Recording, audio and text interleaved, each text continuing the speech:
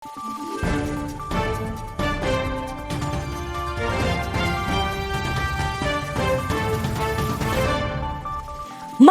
araw, Pilipinas! Ito ang Valiente News hatid sa inyo ng Office of the Vice President. Nagpaabot ng kanyang taus-pusong pasasalamat sa OVP ang isang tatay mula sa Bicol Region sa natanggap na wheelchair. Ang kanyang kwento, tunghayan natin sa report ni Maribeth Adlawan. Nakatanggap ng wheelchair mula sa tanggapan ng pangalawang Pangulo sa pamamagitan ng Bicol Satellite Office ang 62 years old na si Tatay Edgar na di makapaglakad matapos samaan ng sakit na polio nung siya ay 3 taong gulang pa lamang.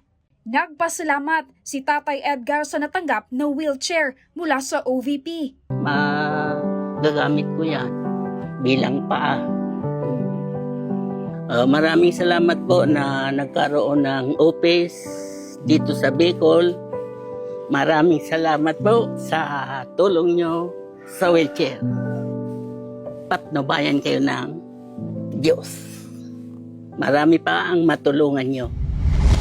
Sa kabuuan, 100 na mga wheelchair na ipinamahagi sa Albay, Camarines Norte, Camarines Sur, Catanduanes, Masbate at Sorsogon.